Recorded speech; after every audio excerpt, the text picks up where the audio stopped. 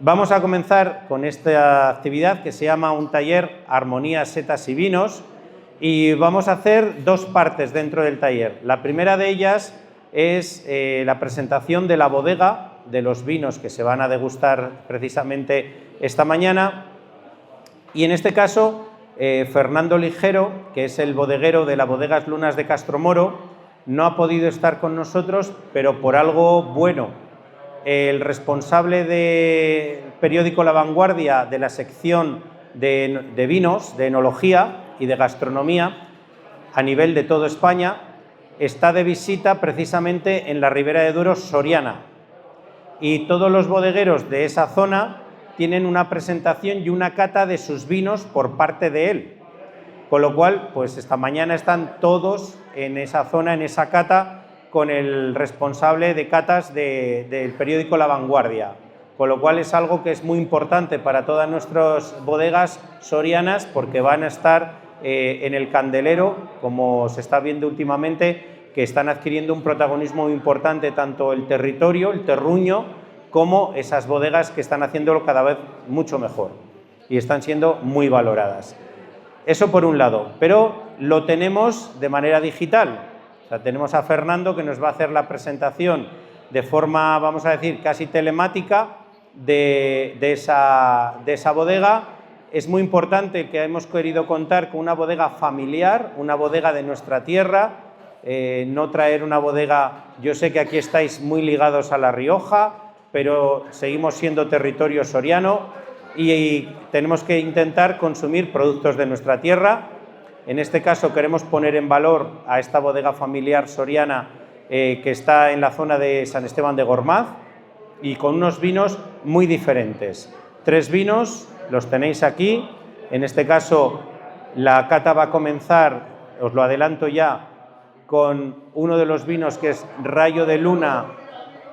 Cuando hablamos de un poco de silencio, por favor, no os exacerbéis en las risas y en las cosas. Es que si no, aquí adelante se oyen muchísimo todas las voces de algunas personas. Otros no, aunque griten no se les oye, pero hay algunos que demasiado. Entonces, vamos a comenzar esa cata con el primero de los vinos, que es Bodegas Lunas de Castromoro, Rayo de Luna Hormigón 2024.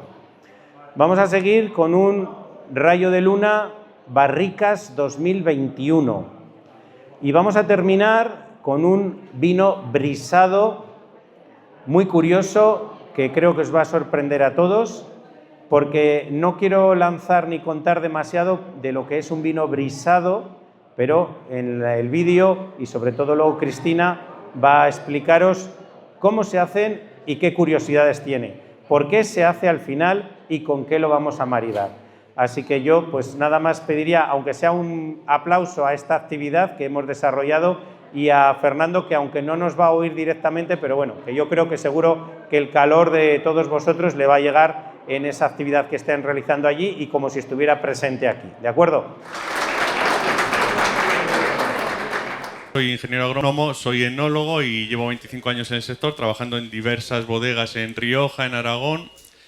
Y decido volver a casa, decido volver a Soria, que es de donde soy, y junto a mi familia, a mis hermanos, montar un proyecto, montar una bodega. Esa bodega la montamos en Pedraja de San Esteban. Empezamos en una nave alquilados en el 2018 y en 2023 ya construimos nuestra propia bodega. Regreso al futuro, ¿por qué? Bueno, regreso al futuro es porque realmente el futuro vitivinícola de la Ribera del Duero ahora está en la zona de Soria, también algo en la zona de Burgos, pero lógicamente estamos en Soria, ahora vamos a hablar de nuestra zona, porque tenemos unas condiciones de altitud, tenemos unas condiciones climatológicas que nos benefician, y eso, unido a que nunca fue una zona vitícola industrial, ha hecho que se hayan conservado los viñedos viejos, que hemos podido nosotros ahora heredar de alguna manera y poder elaborar estos caldos que vais a probar con el viñedo viejo. ¿De acuerdo? Por eso es regreso al futuro, pero volviendo un poco al pasado. ¿Por qué volviendo al pasado? Porque en nuestra filosofía de elaboración vamos a combinar la mayor tecnología que podemos, lógicamente, con las técnicas que hemos aprendido, ¿no?, en nuestros conocimientos universitarios, con la tradición del sector en la comarca soriana de la Ribera del Duero. ¿De ¿De acuerdo? Entonces cultivamos en ecológico 100% y la bodega, ¿vale? En la bodega elaboramos en 3 materiales. Elaboramos en hormigón, elaboramos en tinaja de barro y elaboramos, perdón, en barrica de roble francés. Ahí tenemos la bodega, ¿vale? Nuestra propia bodega en el 2023. Ahí podéis ver las variedades con las que trabajamos, Albillo Mayor, que son la variedad blanca, y la variedad tinta tinto fino. Ahí veis cómo estamos trabajando todos los viñedos que tenemos en propiedad y la uva que compramos a nuestros proveedores directos también en sistema de cultivo ecológico. ¿De acuerdo? Podemos seguir viendo fotos. Son viñas viejas, viñas centenarias de 90 a 120, 130 años de edad. Y también elaboramos algo con menos viejas, ¿no? Con uvas menos viejas. No solo son las de las fotos las menos viejas, que también del equipo que formamos, no familiar, sino que también son estos viñedos con los que elaboramos uno de los vinos que hoy vamos a probar, que vamos a maridar con una de las tapas, que es el Rayo de Luna Hormigón. ¿De acuerdo? Es un vino que elaboramos 100% en depósito de hormigón, hace una primera fermentación en el depósito de hormigón y luego nuevamente también entra a criar en ese depósito de hormigón durante 8 o 9 meses. Posteriormente se hace una crianza en botella de 5 meses y de ahí pasamos ya a sacarlo a la venta. Importante para nosotros, mucho mimo en las viñas, mucho cuidado. Estamos constantemente, durante el periodo vegetativo de la vid, acompañando todas las fases fenológicas del viñedo, ¿vale? Hasta que conseguimos, lógicamente, llevar a la bodega en cajas de 10 kilogramos vendimiado a mano. Esto sería la bodega, en donde trabajamos hormigón, tinaja de barro y barrica roble francés. Todo se vendimia por separado, las parcelas, se elabora por separado y luego se hacen los blends o las mezclas que creamos conveniente cada añada. La elaboración siempre es muy cuidada. Ahí hay una foto que es muy importante, que es con lo que trabajamos una cinta transportadora, con lo cual la uva entra prácticamente entera. No rompemos casi nada la uva en la elaboración.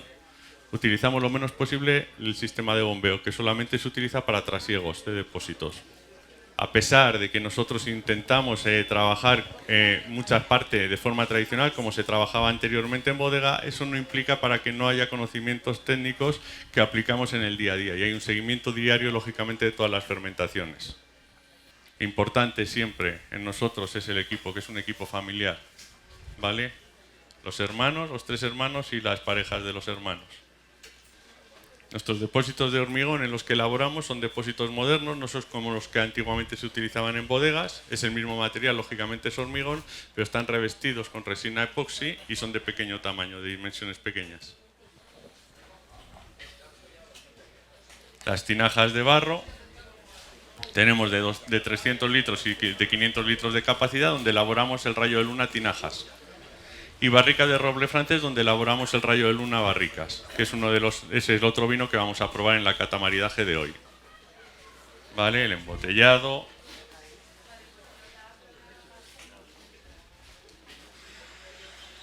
Las ferias y el futuro de la bodega.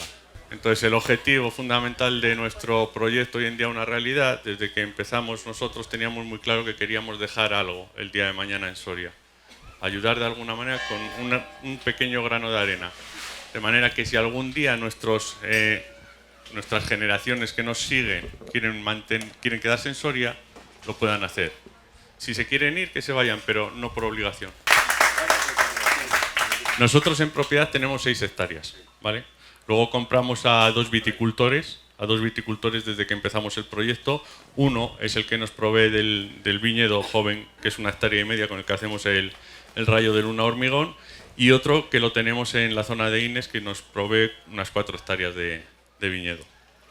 ¿Vale? La elaboración que nosotros hacemos hoy por hoy es muy pequeña, queremos mantenerla así, podríamos comprar más uva.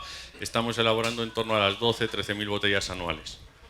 ¿Vale? Hay 2 cosas diferentes esto lo dicen todas las bodegas, ¿no? Pero sí es cierto, nosotros queremos mantener 2 cosas diferentes con el resto de productores de vino. Una es que si la añada no cumple las características que nosotros consideramos de calidad para el tipo de vino que queramos elaborar, no sale al mercado. 2023 no existe en nuestra bodega, ¿vale? Consideramos que no daba la talla, cogimos una parte, hicimos pruebas, aprovechamos para hacer pruebas en bodega, lógicamente ensayos, pero no sale al mercado, ¿vale? Y la otra, bueno, es que el futuro, nuestros críos pequeños que son el futuro de la bodega el día de mañana son abiertos, tienen contactos, conocen gente y son esos superhéroes que nos ponen los depuestos cuando terminamos cada vendimia. Entonces nos cuidan bien los vinos. Vale, pero ese es el volumen que nosotros manejamos.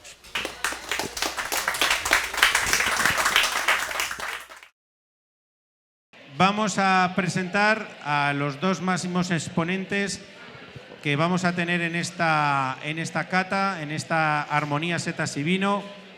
Estamos hablando de una doctora ingeniera agrónoma especialista en análisis sensorial que ha desarrollado muchísimas catas, ha desarrollado muchísimas actividades y muchos proyectos de investigación sobre precisamente el desarrollo de productos agroalimentarios.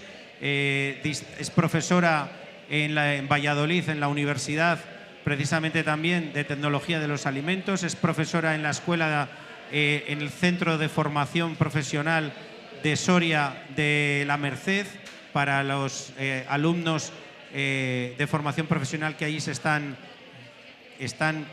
convirtiéndose en grandes profesionales del sector agroalimentario también, de empresas.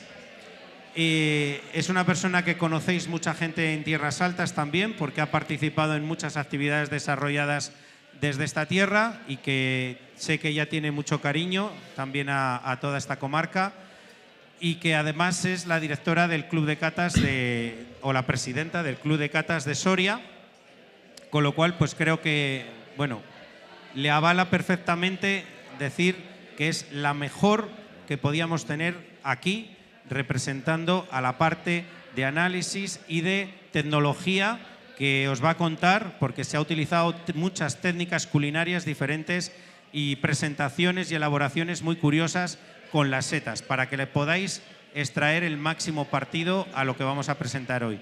Y por otro lado tenemos a Jorge Jiménez, que estuvo ayer en la ruta guiada, estuvo también como jurado del concurso de pinchos. Y como ayer se me quejó muchas veces, que decía aquí falta vino para poder seguir con la valoración de las 13 etapas que se presentaron, pues hoy, Jorge, no falta vino. Hoy tenemos vino suficiente. Tenemos 3 vinos además, no uno, sino 3 distintos. Es importante que sepáis que todo esto se puede llevar a cabo gracias a la unión y colaboración de diferentes entidades. Por un lado, la Asociación Montes de Soria, el Parque Micológico, por otro lado la Mancomunidad de Tierras Altas, que somos, digamos, los pilares fundamentales para poder llevar a cabo esta feria, pero luego los pueblos que están dentro del Parque Micológico de Montes de Soria, que están en la comarca de Tierras Altas, que estamos hablando de entidades como Santa Cruz de Llanguas, Villar del Río, San Pedro Manrique, Fuentes de Magaña, Llanguas y la excomunidad de Llanguas, pues estas entidades también son parte de toda la organización y de todo el soporte de este tipo de ferias. Y luego está pues vosotros, que sois el público, que gracias a que participáis y venís a estas actividades se pueden llevar a cabo. Si no fuera por vuestra participación, pues esto no serviría para nada. Bueno, me callo ya y voy a pasar el micro a los dos espadas, que se suele decir en el mundo taurino, que tenemos hoy, y vamos a hablar de esa armonía de setas y vinos con Cristina Aldavero y con Jorge Jiménez. Vale, pues un aplauso. Nada, gracias. Wow. Gracias. Pues nada, un placer, Jorge, estar contigo un año más. Sí. Repetimos. Tuve el inmenso placer el año pasado de dirigir esta misma cata. Y bueno, pues de un año para otro siempre traigo alguna novedad, pero algún producto repetido que hizo furor, así que creo que vamos a pasar un buen rato. La jornada es muy sencilla, vamos a hablar de setas y vinos, pero vamos a hablar desde un punto de vista un poquito más profundo. Vamos a intentar conocerlos mejor, vamos a intentar saber un poco más cuál es su hábitat, cómo se expresan y qué capacidades o qué propiedades culinarias podemos utilizar de ellos. Para ello, yo no soy cocinera, es lo primero que quiero decir. Lo que soy es más en ese aspecto más científica. Entonces, lo que he hecho es conocer a estos individuos, de los que Jorge os va a contar muchas cosas, porque él es el experto en micología, y vamos a mano a intentar conduciros a través de estas 3 setas que hemos seleccionado porque bueno, son setas que ahora mismo están saliendo por todas partes, algunas de ellas.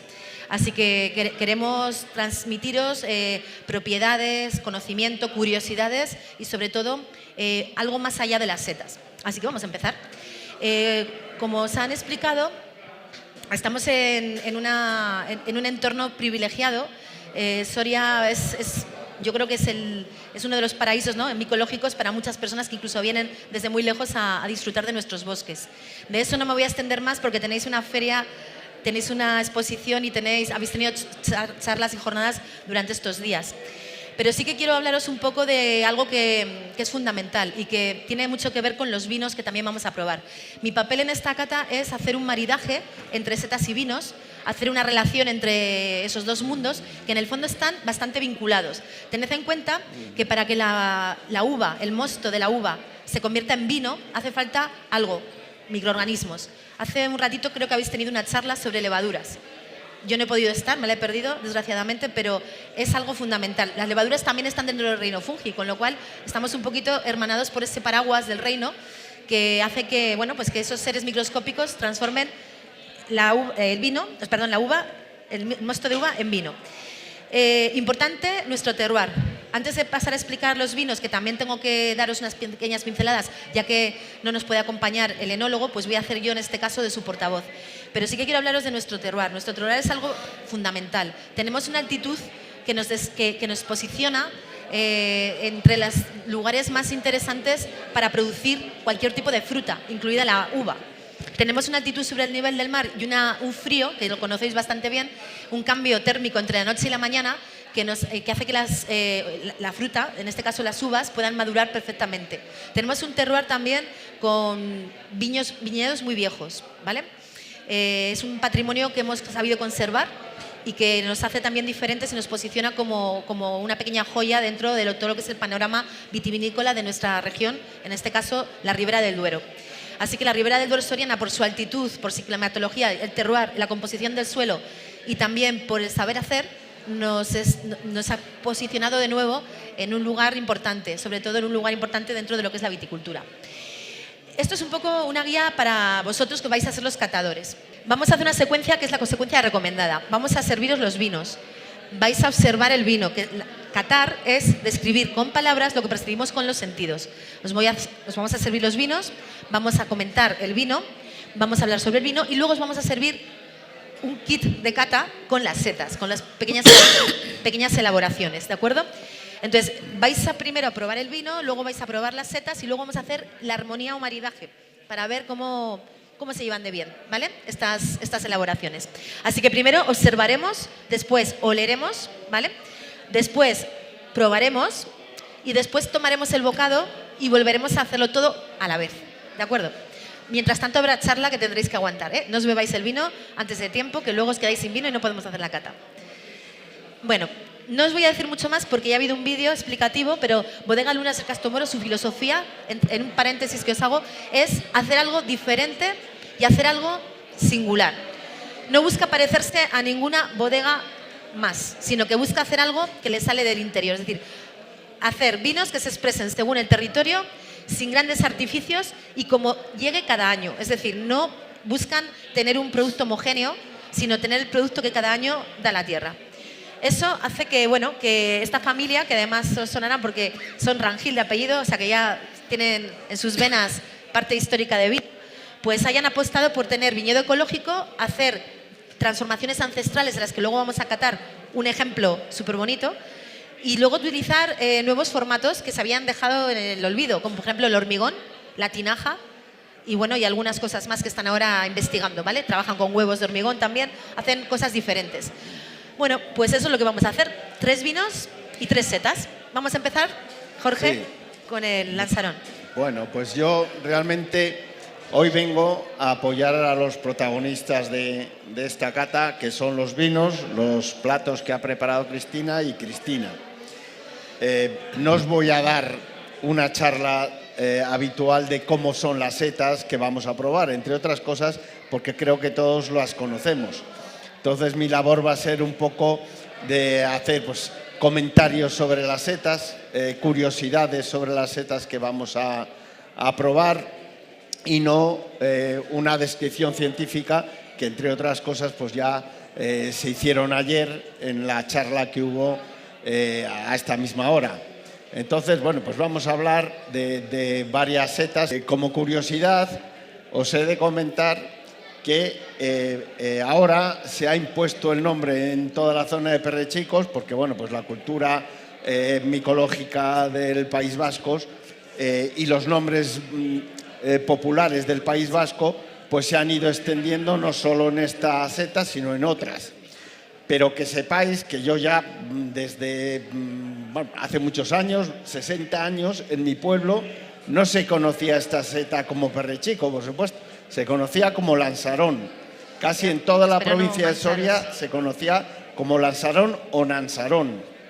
De hecho, en los años 70 solo se cogían realmente dos setas, que era la seta de cardo en otoño y en primavera el lansarón, porque no había aquí en la provincia una cultura micológica como hay ahora. Entonces, lo primero que os he de comentar es eso, que aquí, bueno, pues el nombre de esta seta siempre ha sido lansarón y que ahora se está llamando perro chico cuando tampoco es así, porque es perrechico, con E, no con O. Entonces, bueno, pues es una deformación del nombre. Es una seta a nivel de gastronómico que es muy apreciada, pero también tiene algún problema. ¿Cuál es el problema que tiene? Que tiene un sabor muy suyo y muy fuerte. Y hay gente que no le gusta. Entonces, se da la característica en esta seta que hay gente que la adora, que no come otra seta. Yo conozco a gente que la única seta que toma es el lansarón. Y hay otra gente que no la puede tomar porque tiene un sabor muy fuerte. Está, bueno, pues por ejemplo en Vitoria hay un día, el día de San Prudencio, que es típico tomar un revuelto de perrechicos con caracoles. Y hasta ese día, que si no me equivoco es el 28 de abril, alcanza, o el 26, el 28 es San Marcos, que me he equivocado. Hasta ese día tiene unos precios exorbitados. A pie de monte se llegan a pagar hasta 100 euros el kilo. Inmediatamente después de San Prudencio, pues ya baja muchísimo el precio de esta seta. Entonces, ya tenéis el vino, pues... Vale, como hemos dicho, vamos a hacer el orden que hemos recomendado. Primero vamos a hablar del vino y después os van a ir sirviendo un platito con 3 elaboraciones hechas con esta seta.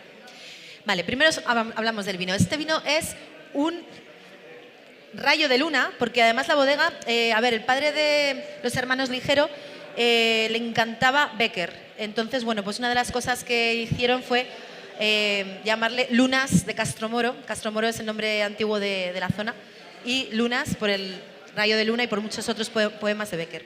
Bueno, pues Rayo de Luna, que evoca pues ese poema, nos lleva hasta un vino muy sincero, joven, 2022, que está elaborado con 100% tempranillo.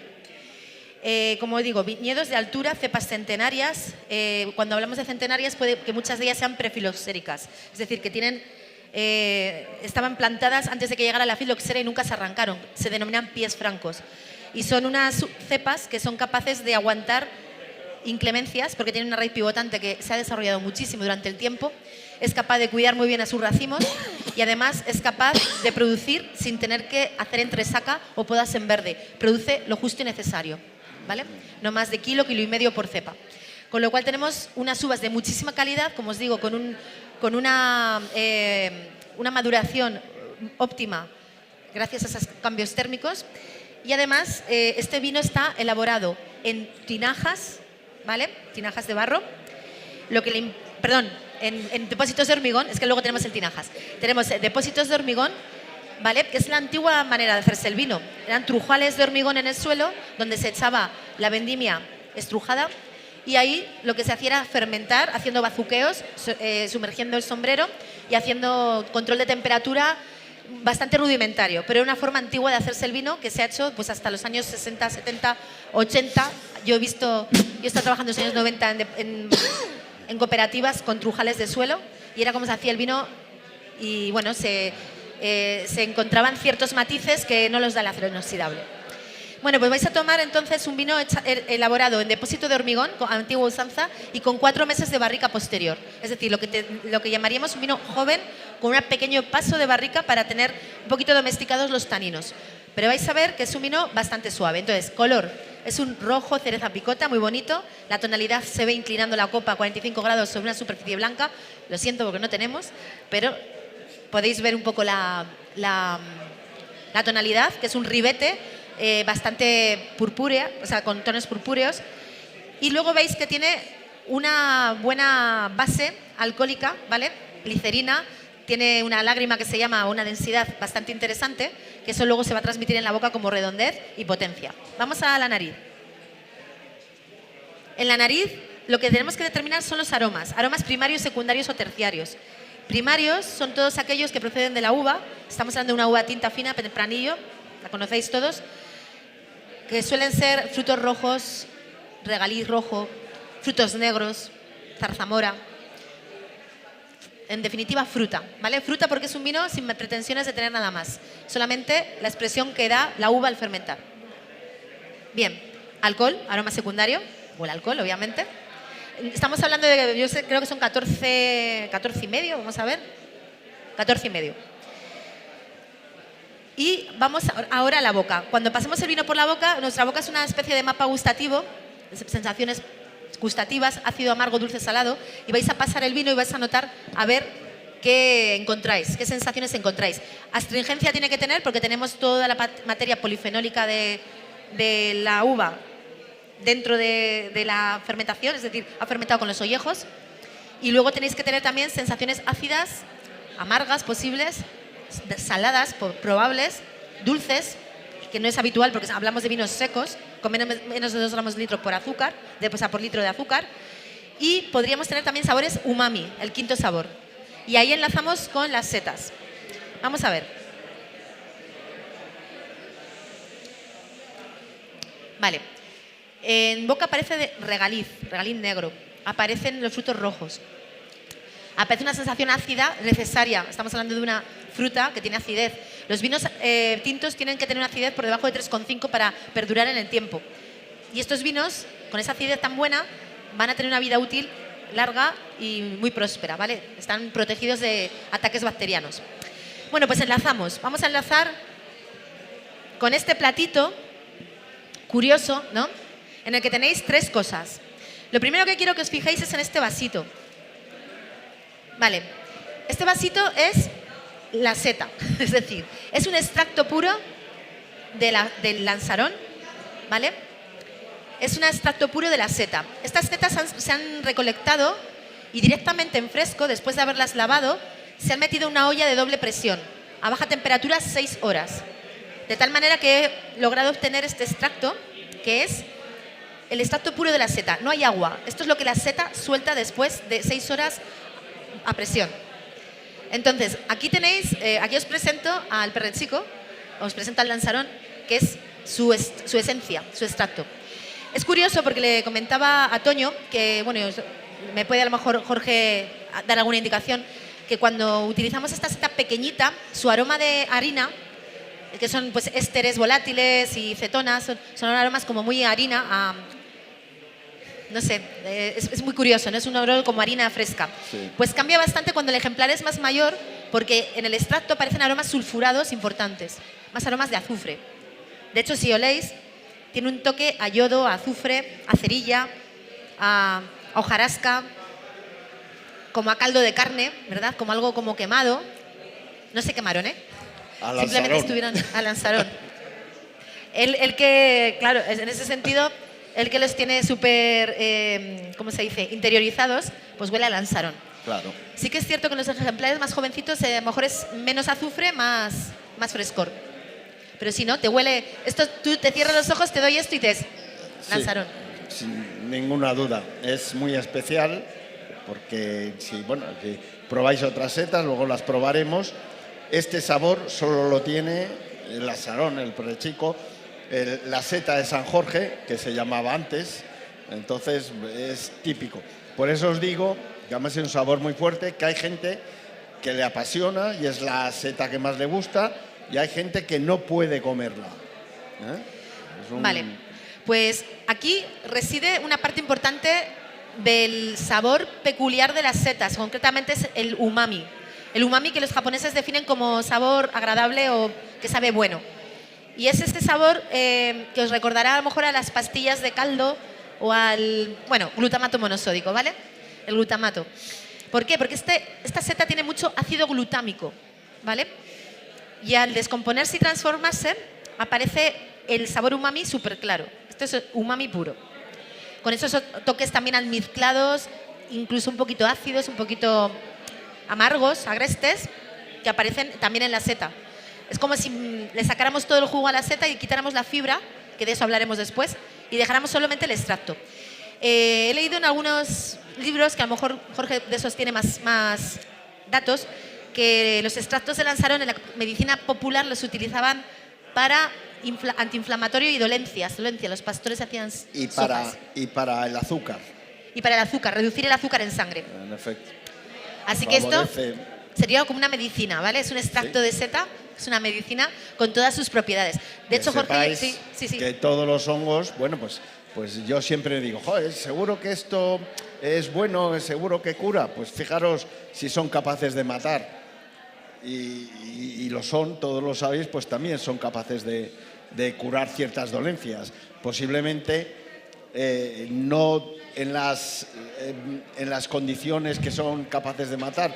En concreto, la única seta, la Amanita phalloides, que es capaz de matar rápidamente, tiene 20.000 veces más de toxinas que la siguiente, que también son amanitas. Entonces, también dependiendo de las dosis, pues es importante, ¿no? Entonces, muchas setas tienen capacidades curativas.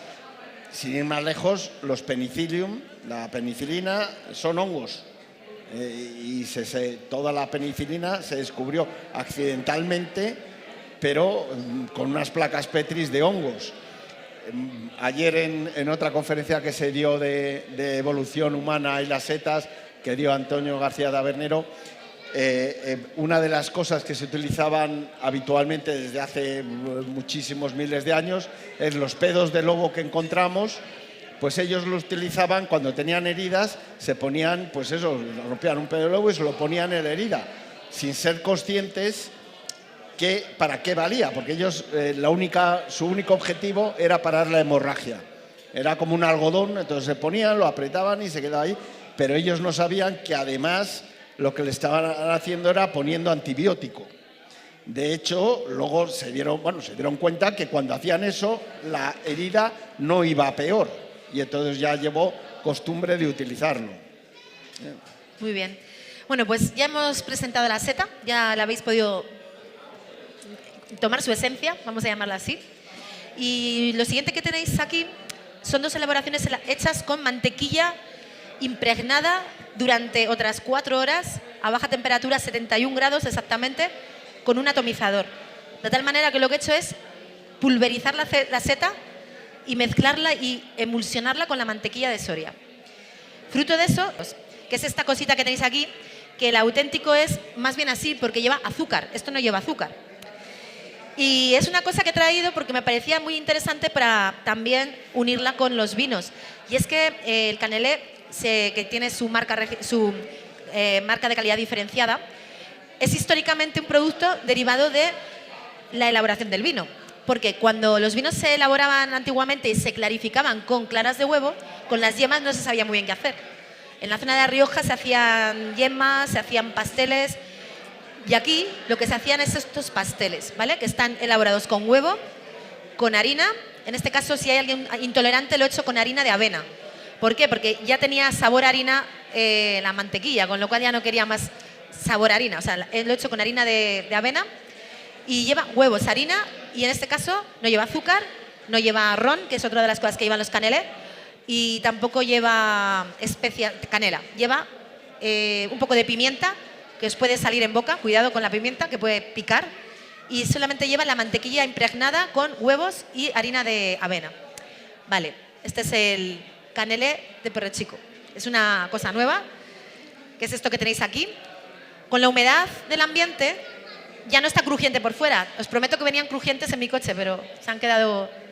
Entonces quiero que oláis, al abrirlo, que oláis cómo aparece, a pesar de que en el horneado siempre se volatilizan aromas, en el sabor os va a aparecer mucho el umami de nuevo y os va a aparecer el sabor a harina.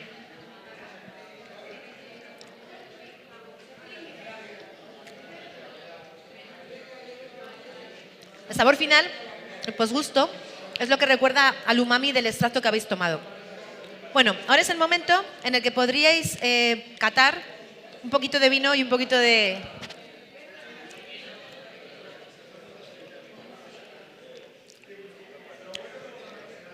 Permiso. Interesante que los vinos tienen que tener acidez para poder contrarrestar la sensación grasa en la boca. Este no es precisamente graso, pero el siguiente platito, sí. Esta es una repetición del año pasado. Lo he querido hacer porque os gustó mucho. Dije, voy a volver a hacerlo.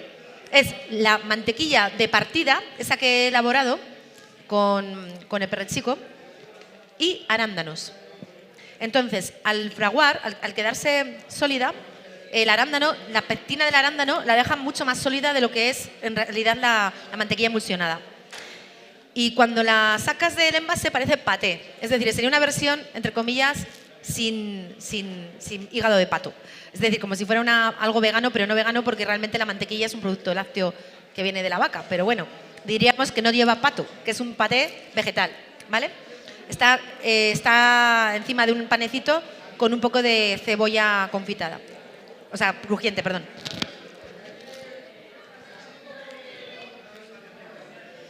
Quiero que os deis cuenta del intenso sabor a seta. Aquí la seta no está cocinada, está en crudo, atomizada con la mantequilla. De nuevo, tenéis que encontrar todo el sabor de la seta, que tiene un sabor almizclado importante. Como almizcle, como entre un poquito ácida y un poquito umami. Es un sabor a bosque y a seta. No sé, Jorge, ¿cómo...?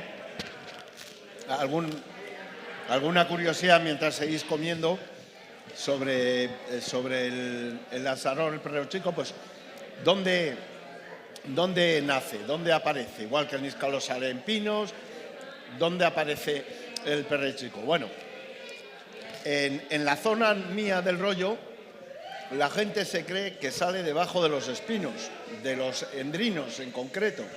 Es más, en ferias he visto endrinos micorrizados de lanzarón, cuando realmente no es una seta micorriza.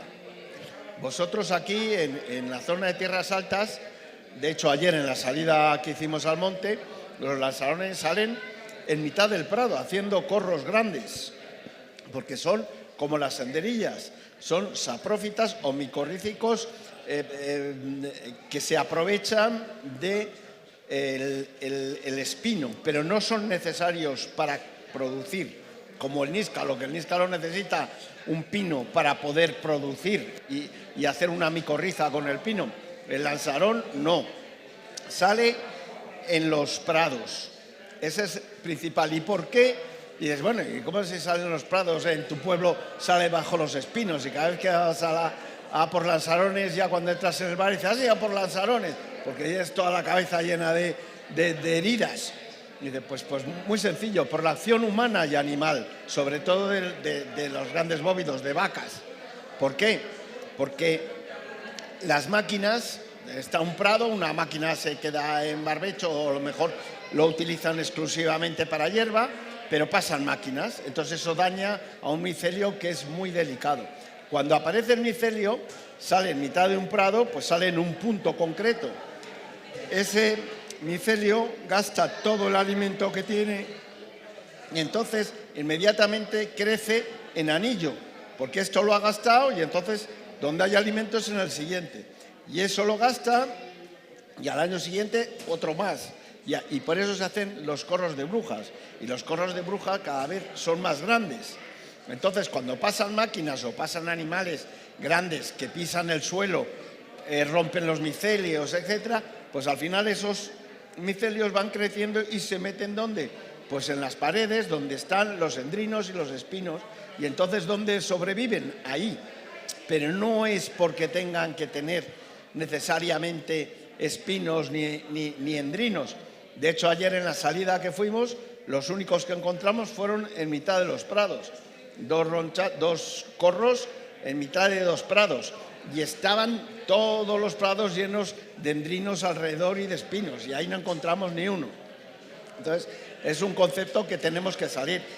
¿Qué pasa? Que aquí en Tierras Altas hay muchísimos prados, muchísimas colinas, todas verdes, todas vírgenes, que no se ara, que solo hay animales salvajes u ovejas que no dañan el suelo, y entonces aquí todavía se encuentran los lanzarones pues en corros de brujas, en grandes corros de brujas que producen kilos, y en cambio en mi zona prácticamente solo salen en espinos, porque hay muchísimos menos prados, solo hay alguna era, y es todo más monte con árbol que pradera.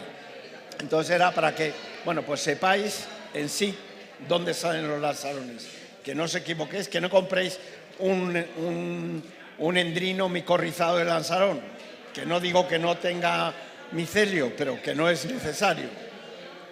Muy bien, pues nada, ya para terminar, deciros simplemente que como setas que son, contienen un montón de propiedades, además de las nutricionales, que tienen muy pocas calorías, mucha fibra, mucha agua, por lo tanto, y son bajas en calorías, regulan el colesterol, regulan la presión sanguínea, tienen betaglucanos, que son polisacáridos estructurales, que lo que les aportan es a ellas la estructura y a nosotros una alerta para el sistema inmune, es decir, son inmunomoduladores.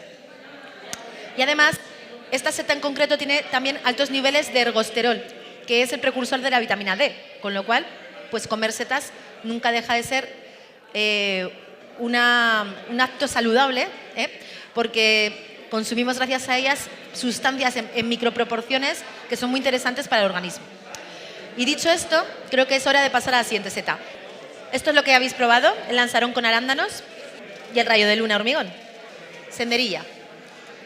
Bueno, pues la senderilla, que por cierto antes con el lanzarón no he dicho el nombre científico, que es el nombre que realmente vale, aunque no creáis que vale del todo.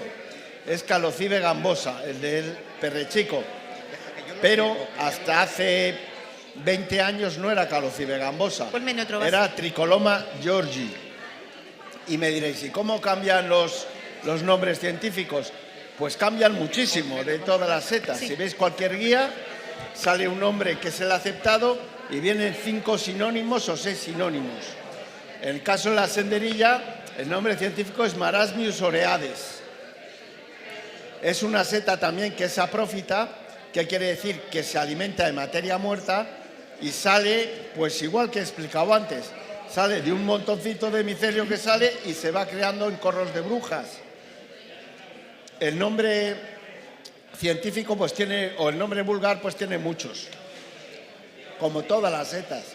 A mí cuando ha habido veces que en reuniones ha habido polémicas, que este no, por nombres vulgares. Los nombres vulgares en cada sitio es distinto. En la provincia de Soria hay por lo menos 20 nombres, y digo 20, que se refieren a Lactarius deliciosus, al níscalo. En el rollo se llama Micle, en Canicosa se llama Nícola, en otros Mícula. Los nombres vulgares son, como su nombre indica, vulgares. Cuando eso repartimos. Entonces, también. Vale. Bueno, pues hay que ser condescendientes con ellos. Y con la senderilla, pues ya la conocéis todos, sale en los prados, en cualquier prado que vayamos, pues casi siempre hay senderillas.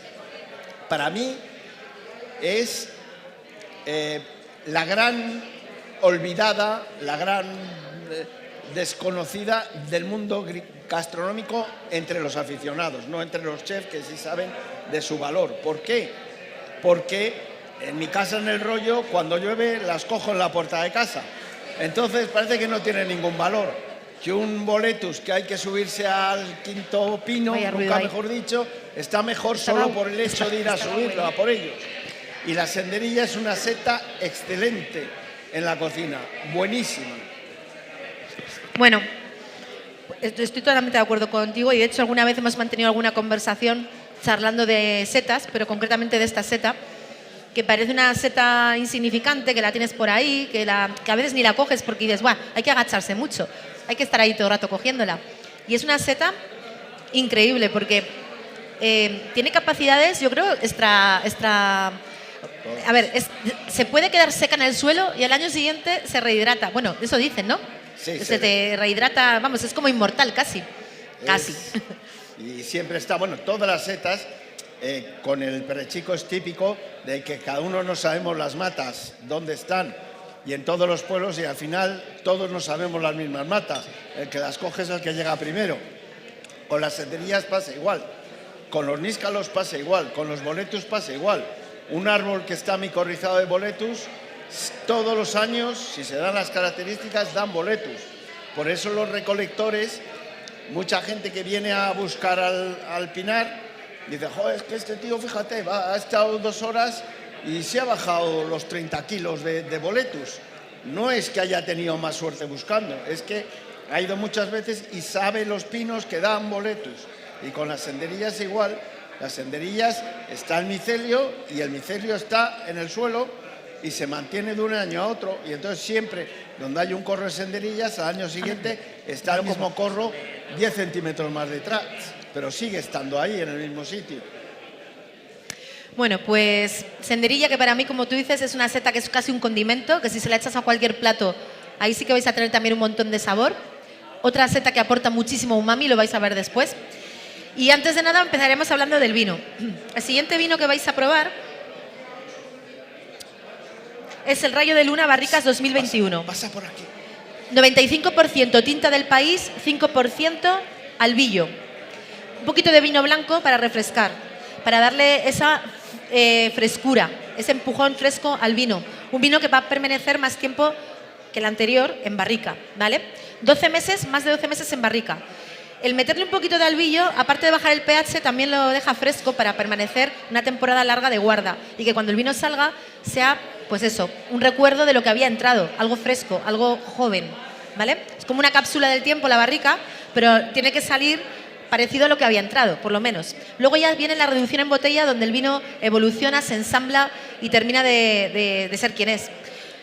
A partir de ahí ya, como bien sabéis, el ser está creado y luego va evolucionando hasta que llega un momento en que ya se acaba, ¿no? El vino tiene su fecha de caducidad. Bueno, pues estos vinos están diseñados para durar en el tiempo y, como os decía, Lunas de Castromoro, aparte del nombre de Luna por Becker, también hacen biodinámica, también siguen los ciclos lunares, siguen los ciclos, lo que serían los tratados de Rudolf Steiner, de Maria Thun, que son biodinámica pura, para mantener el suelo vivo, para mantener el suelo en equilibrio y para mantener todos los microorganismos contentos y que el suelo esté produciendo, el suelo esté en equilibrio. Bueno, pues vamos a ver el vino cómo es. Venga, con respecto al anterior. Vale, es un vino igual que el anterior, rojo cereza picota, con tonos violáceos, muy joven en aspecto visual. Estamos hablando de un 2021, el otro de un 2022. Pero con dos proyecciones muy diferentes. Uno para consumo fresco, o sea, fresco, rápido, un vino más joven para algo más ligero, para desde tomar como chateo, o sea, como si fuera un aperitivo, y este es más gastronómico. Este ya es un vino que es para guarda y para evolucionar en el tiempo y tener, pues a lo mejor detrás un producto más hecho, más elaborado. Vamos a la fase olfativa. Venga, aromas. Vemos que los aromas son de frutos rojos y frutos negros, pero no tan claros, están más reducidos, ¿vale? De hecho, le damos un poquito de vueltas para poder obtener más información y más potencia aromática. Aquí aparecen de nuevo esos regalices rojos, golosinas, ¿vale? Frutas rojas. Y si lo llevamos a la boca, vemos que es más potente, más tánico, que envuelve muy bien la boca, pero que tiene una parte potente astringente. Tened en cuenta una cosa, estamos tomando mucho sabor umami con las setas y eso hace que los sabores se transformen muchísimo en la boca. No son fáciles, ¿eh? Los umami son difíciles, de hecho. Pero vamos a ver qué pasa cuando este vino lo tomemos con los productos que hemos preparado a continuación. Os los explico. Mirad, con esta seta lo primero que he hecho es un extracto como el anterior. Tú y yo estamos sin... Que no nos tienen a régimen, que igual lo merecemos. Y no lo han sacado. Bueno, os cuento más cosas de la senderilla. Un consejo para recolectarla, no las arranquéis y les echéis en la cesta directamente, porque el pie, que es muy fibroso, tiene mucha tierra y luego esa tierra se mete en la senderilla, luego hay que lavarla mucho. Aunque os lleve tiempo, si la arrancáis como la manzanilla, muchas veces el pie se queda dentro y si no, lo arrancáis y cogéis la senderilla ya sin pie. Lo agradeceréis luego al elaborarlas. Es una cosa muy sencilla, pero simplemente dejar los pies en el suelo, que además pueden producir micelio porque tienen esporas, caen en el sitio y pueden crear más. Simplemente llevaros los sombreros. Ya sabéis que el pie de la senderilla es muy fibroso, que no es agradable de comer y que es una de las formas de distinguir si es senderilla o no. Pues simplemente lo retorcéis como si fuera una goma, 2 o 3 vueltas y no se rompe, y lo soltáis y vuelve a su sitio como una goma. Es una forma, si alguna vez tenéis una duda de alguna seta que se parece, todas las demás se rompen. Giráis el pie y se rompe. La senderilla no, aguanta muy bien la torsión. Bueno, pues tenéis el extracto elaborado de la misma manera. 6 horas de extracción para tener este liquidito que, por cierto, claro, son tan pequeñitas y absorben agua, pero la justa. No es como el Perret Chico, que lanzó un montón de extracto. Esto era muy poquito, o sea, con 1 kilo de senderillas, que hay que cogerlas, pues obtuvimos como 500 mililitros de extracto, o menos, 450. Ese es el extracto puro, que os recuerda, si lo leéis, al yodo. Huele yodado, huele almizclado yodado, huele a seta, obviamente, pero es un olor curioso y peculiar. ¿Te recuerda? Para que veáis, son 2 setas, 2 sabores completamente distintos. A mí, es una de las comentarios que siempre me hacen, es que a mí no me gustan las setas. Y dice, pero si es que son completamente distintas unas de otras. Y hay sabores que te gustan y otros sabores no te gustan. De hecho, con esta seta, yo que no soy cocinero, ni sé ni muchísimo menos todo lo que hace Cristina, pero hay una forma muy sencilla. Si cogéis un montón de senderillas, echáis un dedo de agua en una cazuela, echáis las senderillas y las dejáis a fuego lento. Una senderilla que es así se convierte muy pequeñita porque suelta todo el agua y nada más con eso, con sal, queda una sopa que si la hacéis una vez la vais a repetir 1000 veces. Solo dejando que salga el jugo de la senderilla, no tenéis que echar ni fideos ni nada, porque la misma senderilla hace de tropezón, por decirlo así. Luego ya viene cada uno el arte que tenga de cocinarlas, mejor o peor. Solo haciendo esto, probadlo una vez y ya veréis cómo están fantásticas. Muy bien, pues entonces ya conocemos la seta, ya sabemos a qué sabe exactamente, cuál es su perfil aromático. Bueno, si tuviéramos una seta aquí en persona, veríamos sus cualidades morfológicas y haríamos la cata empezando por ahí. ¿Qué veo? Cómo es su sombrero, cómo son sus láminas, cómo es su pie, cómo huele, cómo es la textura. Todo eso lo haríamos con las manos. Y luego ya nos iríamos a olerla y a saborearla en crudo. Pero ya con esto ya es la leche, porque tenemos el extracto. Es decir, es como su carnet de identidad. Aquí tenemos mucha información, ¿no? Muy buena. Ahora, ¿qué hemos hecho con esta seta? Después de elaborar el extracto, ha quedado la fibra. ¿Vale? Han quedado un montón de setas sin su extracto. Pero cuando las pruebas, son realmente sabrosas, muy sabrosas. Así que lo que he hecho es un paté de pato de toda la vida, con piñones y el resto de las setas. Y lo hemos puesto sobre una tostada de maíz para que haya un poco de contraste, como de, bueno, crujiente, el sabor del maíz, que no es lo mismo que el sabor del pan, de la harina, y sobre todo por si hay alguien intolerante, pues que pueda comer. Entonces es un paté de senderillas con piñones, sin más. Pero veis cómo el sabor umami de nuevo potencia el plato, incluso después de haber soltado su extracto. Es interesante. Comentaros respecto a esta seta, que aparte de esos saberes populares que decíamos, que antiguamente las setas se utilizaban como medicinas, esta seta es muy buena diurética. Y además es una seta que tiene mariasmina. El que lo investigó le puso el nombre de científico, vamos. Y este compuesto es bastante bueno como bactericida frente a bacterias gram positivas.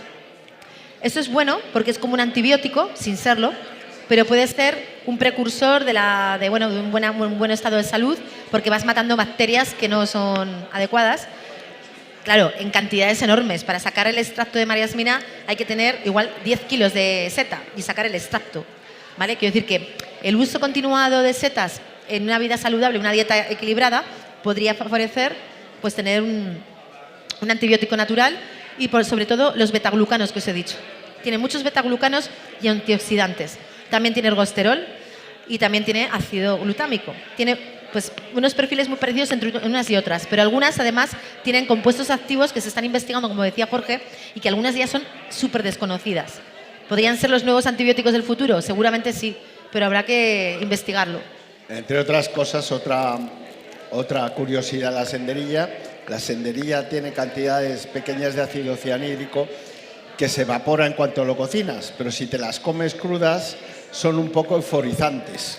No digo que alucines, nada, euforizantes. Si te comes muchas crudas, pues como si te tomas una cerveza.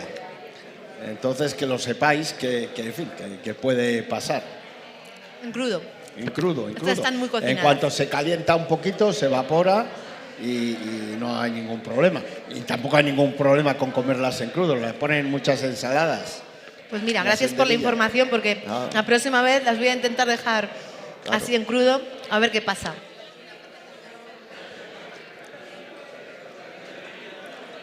Bueno, entonces estáis ahora haciendo la cata. Veis que el vino, que de entrada era un poquito duro, con un producto graso en boca, se lleva muy bien, porque es un vino pensado en la gastronomía, para larga crianza, para comer con él, y en definitiva es un vino muy estructurado, muy redondito en boca, con sus taninos obviamente, pero bueno, ¿cómo lo veis? ¿Vais bien? Sí. El modus operandi es el mismo. Os bebéis el vino, si no lo habéis bebido, y si no, a la vasija. Os coméis las tapitas si le queréis, y vamos a pasar a la siguiente seta. Pues vamos. Más comentarios, pues la senderilla es una seta, como os he dicho, de pradera y utiliza el mismo hábitat que la seta de cardo, con lo cual cuando vayáis a buscar setas de cardo, pues siempre llevar o dos cestas o un compartimento, porque habitualmente se pueden coger las dos setas.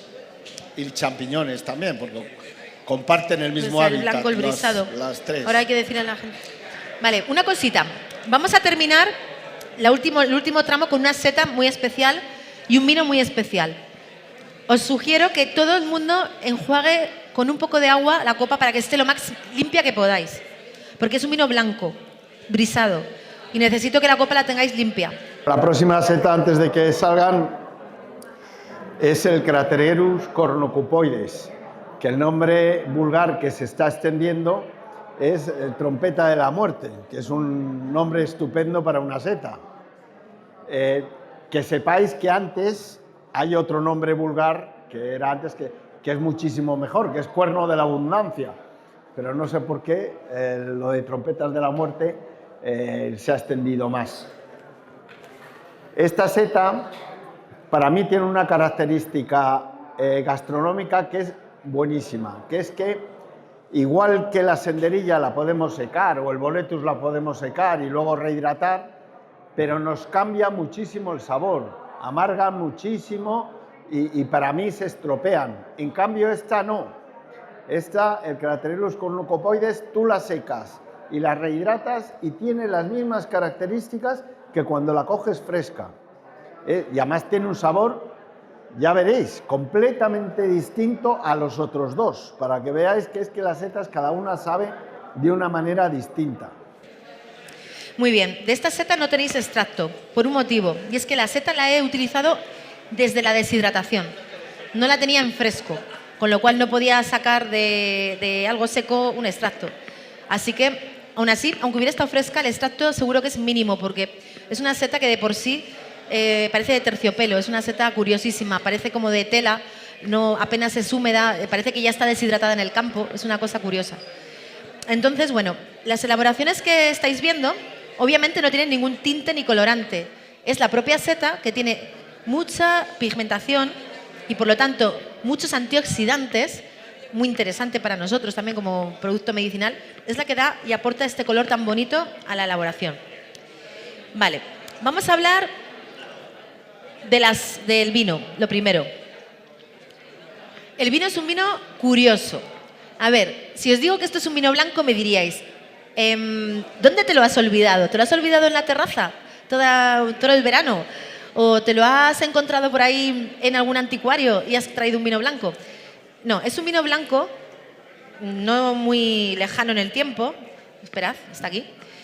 Es un vino brisado del 2021 y se llama brisado porque realmente es un vino naranja, lo que se llamaría orange wine en Europa.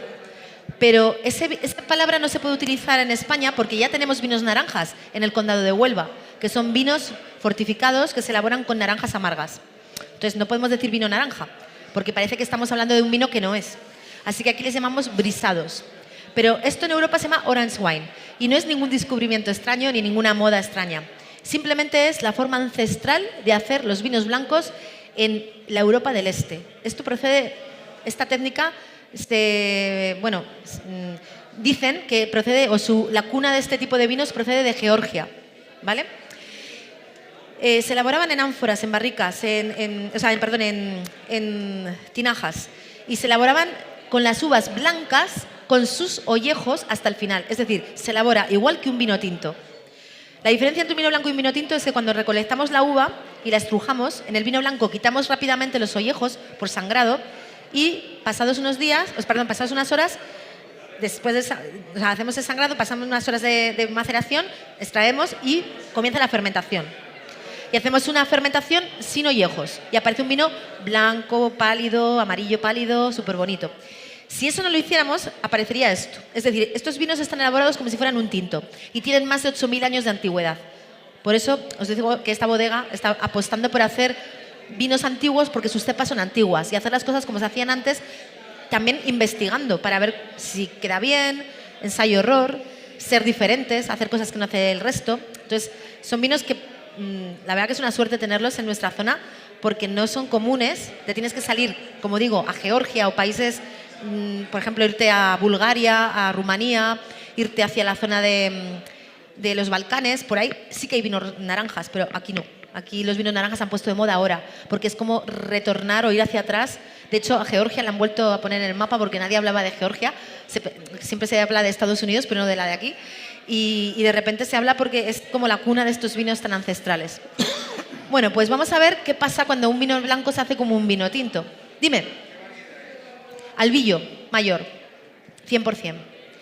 Claro, no es lo mismo hacer un vino naranja con albillo que con una Gewürztraminer, que con una Riesling, que con un vino de Centro Europa, una uva de Centro Europa que es mucho más aromática quizá.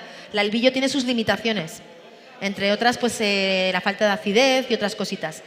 Pero bien manejada pues puede dar vinos muy curiosos y singulares como el que tenéis en la copa. Entonces, para empezar, veis que el color no es amarillo, es un color amarillo ámbar, casi naranja. Y vais a ver ahora los aromas. Venga.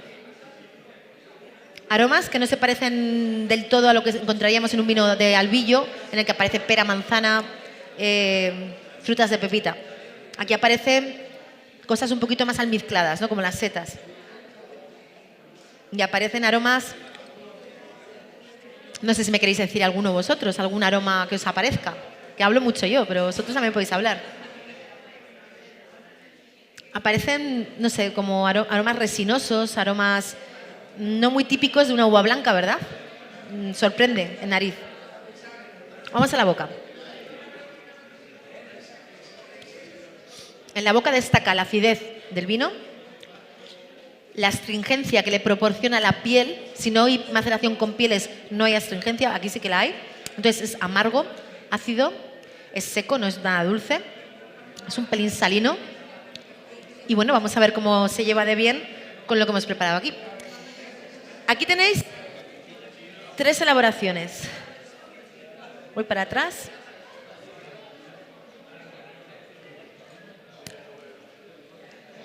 Uy, la 1. Aquí.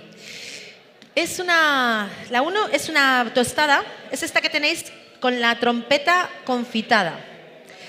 Tal cual viene del envase que está deshidratada, la hemos puesto a hidratar durante 1 hora aproximadamente. Rápidamente saca un montón de extracto que se puede utilizar pues, para hacer un caldo, un arroz, una sopa. Luego nos dices, Jorge. Y una vez que ya está hidratada, lo que he hecho es confitarla durante 1 hora y media a baja temperatura con azúcar, cardamomo y canela. Si a alguien le sale el cardamomo o la canela, pues lo quita, ¿vale? Es que algunos se ha pegado a la seta y no lo podía quitar. Entonces, si a alguien le sale un trocito de cardamomo o un trocito de canela, que lo quite. Vale. Por ejemplo, yo tengo uno. Lo voy a quitar. Entonces, ¿veis? Lo de abajo es una crema agria, que es una especie de nata acidificada. Y lo de arriba es la seta confitada. El aroma. Me interesa mucho el aroma. Este aroma, sí, hay un toque de cardamomo, hay un toque de canela. Pero el aroma es así. Es un aroma muy interesante. Y como decía Jorge, nada que ver con las anteriores. ¿Sí quieres hablar de eso? Aquí en esta preparación, veis la seta tal como es en el campo. No ha sufrido, aparte de haberse deshidratado y rehidratado, en el campo es prácticamente el mismo aspecto. Es una seta, yo digo que es fácil y muy difícil de recolectar. ¿Por qué? Porque es muy difícil hasta que te das cuenta que lo que estás buscando es esta seta. Porque parece un líquen, no lo ves, sale entre las hojas, entre las piedras, pero cuando encuentras una, porque te has fijado de verdad que es un Craterellus, llenas la cesta.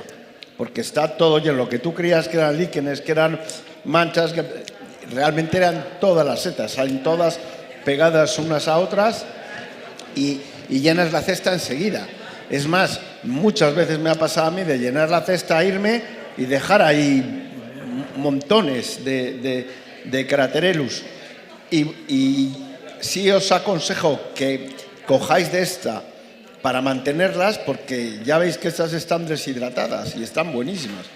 Las deshidratáis en una ventana con unos periódicos encima del radiador y las podéis utilizar durante todo el año porque no pierden ninguna de sus características. No pasa lo mismo ni con la senderilla, ni con el boletus, ni con el rebozuelo, ni con ninguna otra, ni siquiera con la seta de cardo. Cuando tú rehidratas esas setas, han cogido un amargor que realmente no tienen las setas. En cambio, esta no. Esta queda prácticamente igual. Pues esta, sí. Los hábitats. Pues salen en bosques de roble, de haya, de encina. Es muy variable, en bosque. En Soria, pues mira, el año pasado hubo en Olvega, en Ágreda, en todos los alrededores, amantas. En Tierras Altas yo no la he cogido, pero seguro que hay. En otoño, sí. Pero alarga muchísimo.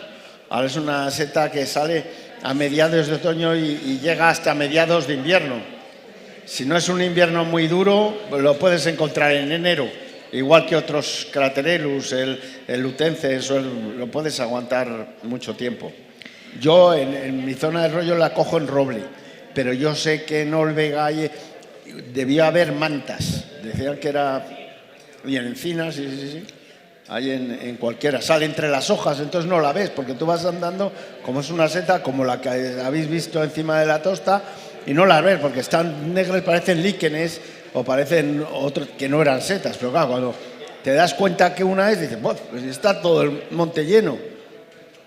Y os aconsejo que la recolectéis, porque es buenísima. Y tiene un aroma muy, muy seductor. A mí, yo la conocí cuando empecé a trabajar aquí en Tierras Altas, cuando estábamos en el taller de empleo, ¿verdad? Don Malvino. Y era una seta curiosa, porque enseguida dije, bueno, esta seta a mí me va con lo dulce, me va con el mundo dulce. Y entonces empezamos a hacer arroz con leche, natillas, crema, no sé qué, hacíamos muchas cosas, pero nuestro plato estrella, por lo menos para mí, era este que habéis probado, que está, yo creo que muy rico.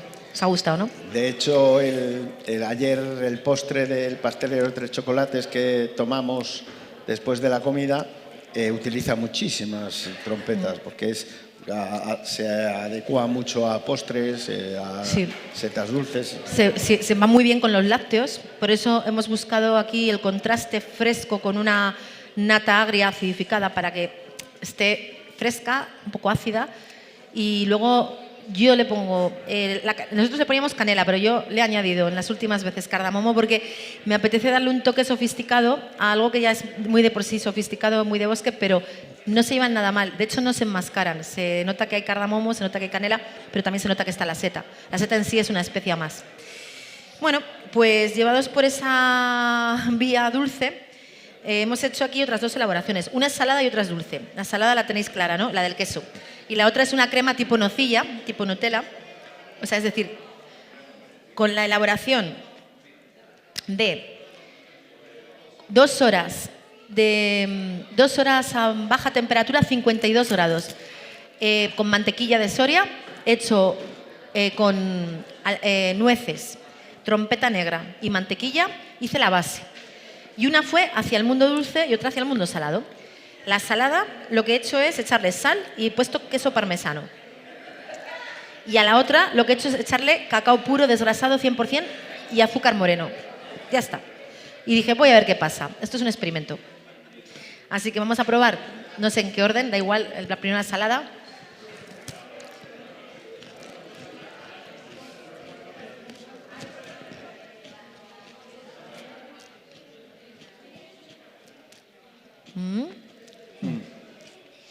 Vale. El queso, cuidado, que se come a la seta. Pero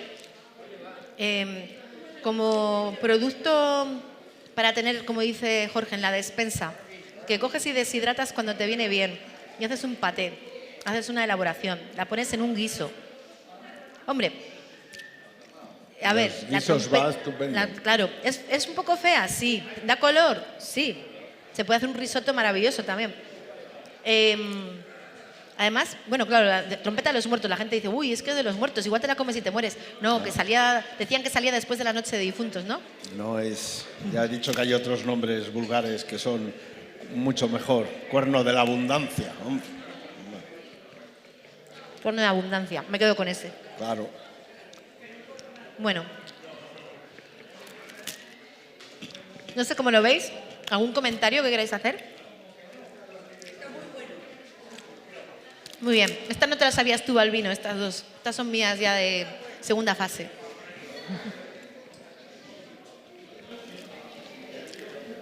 Como veis, es una seta, porque la habéis visto, que no tiene láminas. No tiene láminas. Las esporas salen realmente del mismo carpóforo de la seta. No tiene ni láminas, ni poros, nada. Pasa igual que con el Craterellus lutensis. Y luego el Toaviformis sí tiene unas láminas pequeñitas. Daros cuenta que hasta hace relativamente poco, yo creo que 20 años o menos, solo existía el Craterellus cornucopoides en el género. No había más Craterellus comunes. Ya sabéis que esto de las setas es muy complicado con los nombres, pero de los comunes y de comer, lo que ahora es el Craterellus toaviformis y el Craterellus lutensis o el Cinerius, antes eran Cantarellus, de la misma familia del rebozuelo. Ahora ya las han cambiado por estas caras. Bueno, pues han hecho estudios de ADN y se asemejan más al Craterellus cornucopoides y por eso ese género ampliado. Al contrario que el Cantarellus, que prácticamente se ha quedado reducido al Cibarius y otros muy similares al Cibarius, que de hecho han sido clasificados como Cibarius como habitualmente. De hecho, ahora empezará a salir uno, que es el rebozuelo. Se ha sido clasificado como Cibarius y como rebozuelo, un nombre vulgar, habitualmente, que es el Cantarellus subprinosus, que sale en roble. no sale en pino. Es más consistente, tiene más carne que el que sale en pino, pero prácticamente tiene las mismas características para comestibles y para cocinarlos. También hay la costumbre de secarlos. No lo hagáis, ni siquiera congelarlos. Se estropean absolutamente. O sea, es el rebozuelo. Esos, la única forma, la mejor forma es comerlos frescos, sin ninguna duda. Pero si los queréis conservar, hay que pocharlos y congelarlos. Es la única manera de que queden medianamente decentes. Y no quedan igual, ¿eh? O sea, ni muchísimo menos. La diferencia es abismal. Cosa que no pasa con la que estamos probando ahora. Pues una seta a tener en la despensa siempre, por si acaso. Y que da mucho juego.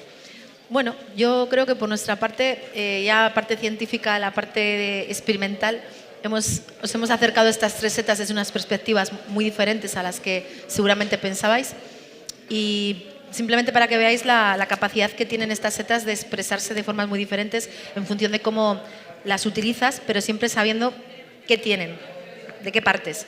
Y cuando las analizas o sensorialmente, pues ya un poco te van llevando hacia lugares que no están explorados y que pueden ser muy curiosos y pueden ser muy comerciales en el futuro, no sé. Puede haber personas que digan, bueno, pues mira, esto es un producto no explorado, cocineros, personas que les guste este mundillo y que quieran hacer o explorar nuevas formas de comer setas, pues aquí hay mucho tajo. Las setas dan para mucho. Y sobre todo hay que conocerlas bien, para eso están los expertos. Y luego, pues nada, saber qué son capaces de dar en la cocina. Y bueno, como veis, pues esto es una parte muy pequeña. Y repito que yo no vengo del mundo de la cocina, pero sí de la parte experimental. Y siempre me sorprenden. De hecho, iba a venir con 3 elaboraciones y al final he hecho 6 o 7, ya no sé. He hecho muchas porque me iba saliendo, a la par que hacía una cosa, me iban saliendo otras 2. Y digo, no puedo parar. Así que nada, yo creo que hemos llegado... Como dice Cristina, sí. Las setas lo que hay que hacer es conocerlas bien. Y para conocerlas bien, la única manera es ir al monte a buscarlas. La única. Ni las guías, ni los guías, no. Hay que ir al monte. Es la forma. Yo siempre digo el mismo ejemplo, no es lo mismo. Todos sabemos un boletus pequeñito, esos que llaman de primera, que son así, a un boletus grande que pesa 1,5 kilos, que es así. Y si no sabes que es la misma especie, ¿en qué guía te dicen que es la misma especie? Acá hay que ir al monte. Hay que ir al monte, y si vas mejor acompañado con una persona que sabe, pues eso ya es genial. Siempre. O sea, si ya quien te acompaña es alguien que conoce las setas, que sabe orientarte, que sabe identificarlas, que sabe recomendarte cómo cocinarlas, pues ya la experiencia es total. Y eso es lo que se intenta hacer en las rutas micológicas que organizamos tanto desde el Parque Micológico Montes de Soria como desde la Asociación Micológica del Rollo y muchas entidades que hay en la provincia de Soria, como Sendas Vivas también, cuando la empresa organiza con Arturo, sobre todo, que es el gran conocedor y guía micológico de aquí de la zona, pues es la mejor manera de tener una experiencia completa. ¿Dónde encontrarlas? ¿En qué momento encontrarlas? Como ayer nos explicaba Juan Cruz en la charla que dio. ¿Dónde? ¿Cuándo? Y luego vamos a saber cómo disfrutarlas. Porque al final la experiencia perfecta es tener del bosque al plato directamente, sin que tenga que haber muchos más intermediarios en las setas. Ir a buscar nuestras setas, cocinarlas y ponerlas en nuestro plato. Si luego ya no sabemos o queremos tener una experiencia gastronómica mayor, vamos a dejar a los grandes profesionales, sobre todo los grandes restauradores sorianos, que tenemos, por suerte, una de las provincias con mejores cocineros micológicos de España.